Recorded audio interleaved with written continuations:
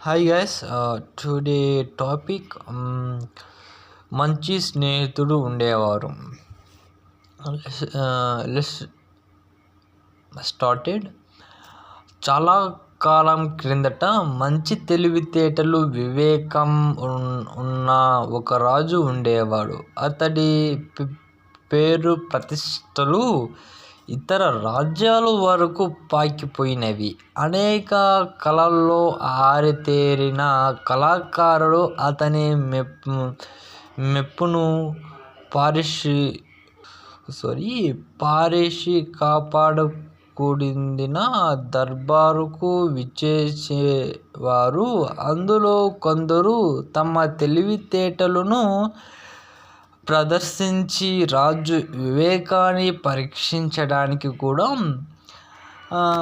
దయచేసేవారు. ఒకరోజు ఒక కళాకారుడు రాజ దర్బారుకు వచ్చాడు. తాను తయారు చేసిన 3 బొమ్మలను కూడా అతను తనలో కూడా తీసుకువచ్చినాడు. వ్యత్యాసం లేకుండా ఒకేలా ఉండే ఆ 3 బొమ్మలు రాజు ముందు ఉంచుతూ, రాజు ఈ 3 బొమ్మలను జాగ్రత్తగా పరిశీలించి ఏది అందమైన బొమ్మో, ఏది వికారమైన బొమ్మో, ఏది అందంగా కాక వికారంగా ఉందో పరిశీలించి చెప్పండి అని ప్రార్థించాడు. కళాకారుడు మాటలు విన్న రాజు ఆ 3 బొమ్మలను చేతిలో పట్టుకొని పరిశీలించాడు.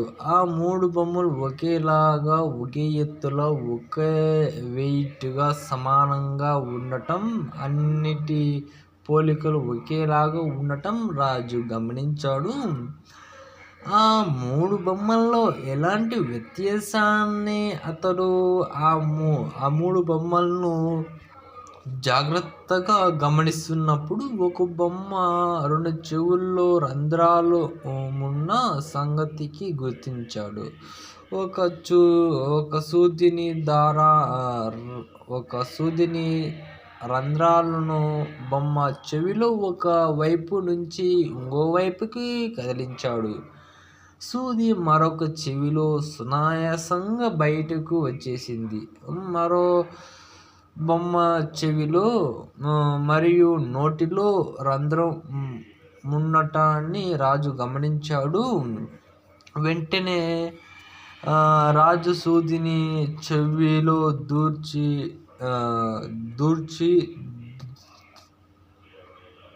దూర్చింది.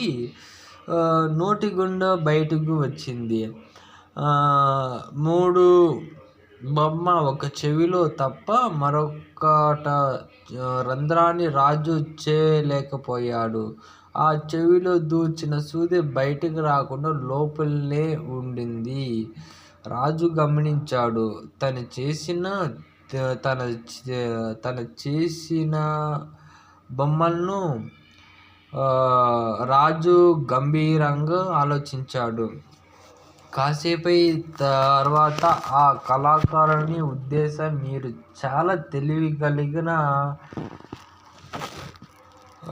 కళాకారుడు అని అభినందించాడు. ఆ తర్వాత పరిపూర్ణమైన వివేకాన్ని మీరు ఈ 3 బొమ్మల ద్వారా జనాలకు బోధించటం నిజంగా నాకు ఆనందంగా ఇస్తుంది. మీరు ఈ 3 బొమ్మల 3 రకాల మిత్రుల గురించి చెబుతున్నారు. మన కష్టాలు సహానుభూతితో వింటూ, మన రహస్యాలు కాపాడుతూ మనం సహాయం చేయగలిగే నిజమైన స్నేహితుడు మనం ఆశించాడు. ఇందులో మొదటి బొమ్మ చెడు స్నేహితుడు గురించి చెబుతుంది. అంటే మీరు మీ కష్టాలు, బాధలు వినిపించే అతడు అన్నిటిలో వింటున్నట్టు అభినయిస్తాడు. కానీ అతడు నిజంగా వినడు. ఒక చెవిలో విని ఇంకో చెవిలో వదిలేస్తాడు. రెండవ వ్యక్తి అంటే రెండవ బొమ్మ ప్రాతినిధ్యం వహిస్తుంది. మీ రహస్యాలను అతనితో చెప్పినప్పుడు సానుభూతితో వింటాడు. కానీ ఇతడు చాలా ప్రమాదకరమైన వ్యక్తి. మీ రహస్యాలు ఇతడు బయట చేస్తాడు.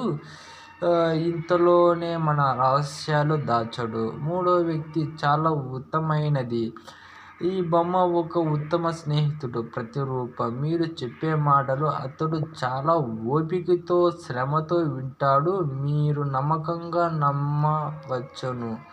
మీ రహస్యాలు అంతటా తనలో భద్రంగా తనలో దాచుకుంటాడు. ఎంత కష్టమైనా సరే అతడు ఆ రహస్యాలు బయటకి చెయ్యరు. అంటే దీని అర్థం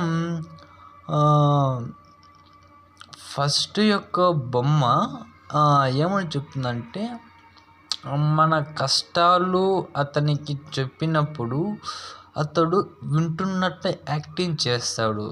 చేసిన తర్వాత అంటే మనం ఉన్నంత వరకు వింటాడు, జాలి చూపిస్తాడు మన మీద. తర్వాత ఈ ఒక్క చెవులో విని ఇంకో చెవులో వెళ్ళిపోతుంది. ఈ యొక్క స్టోరీ ఫస్ట్ బొమ్మకి సంబంధించింది.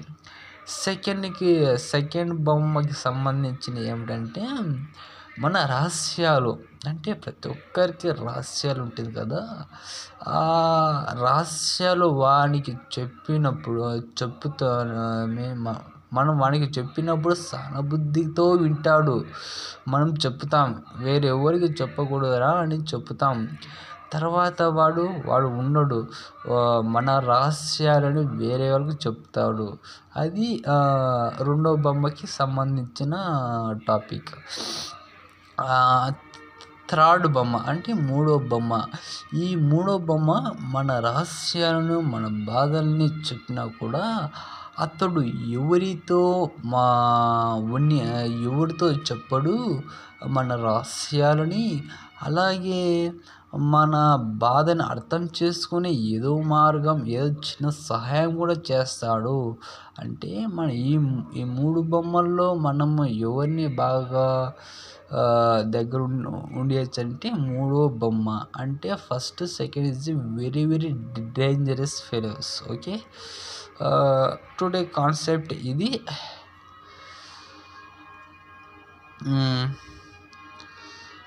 See you, meet you tomorrow.